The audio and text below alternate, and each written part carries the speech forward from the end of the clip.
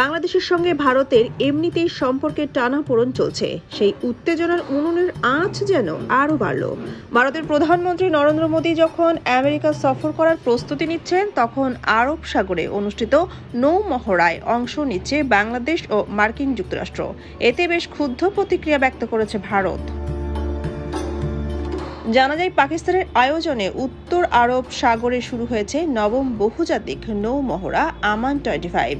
এতে বাংলাদেশ, চীন, Indonesia, Iran, Japan, Malaysia, Sri Lanka, সংযুক্ত আরব আমিরাত এবং মার্কিন নৌবাহিনীর জাহাজ অংশ নিয়েছে।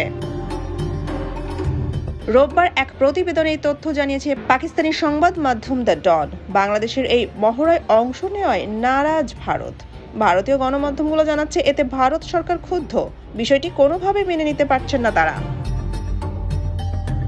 নৌ মহড়ায় অংশগ্রহণকারী বিদেশি নৌবাহিনীর জাহাজ পরিদর্শনকালে পাকিস্তানের নৌবাহিনীর প্রধান অ্যাডমিরাল নাভিদ আশরাফ বলেন, আমান মহড়া শান্তির প্রতি পাকিস্তানের অঙ্গীকারকে প্রতিফলিত করে, আঞ্চলিক সামুদ্রিক নিরাপত্তা জোরদার করে এবং আঞ্চলিক ও বহিরাঞ্চলের নৌবাহিনীর মধ্যে আন্তঃকার্যক্ষমতা বৃদ্ধি করে।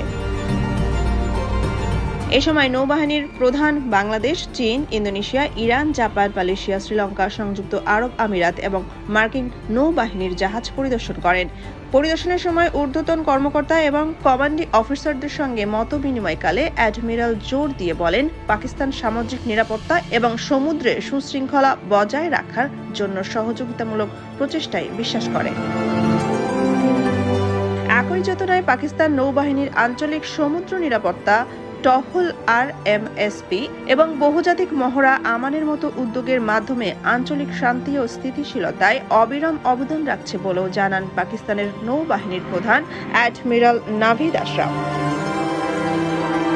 নৌপ্রধান আস্থা প্রকাশ করে বলেন, আমানের মাধ্যমে যে সহযোগিতা ও অংশীদারিত্ব গড়ে উঠবে তা ভবিষ্যতে বৃদ্ধি পাবে, যা তাদেরকে শান্তি ও সমৃদ্ধির অভিন্ন লক্ষ্যের আরও কাছে নিয়ে যাবে।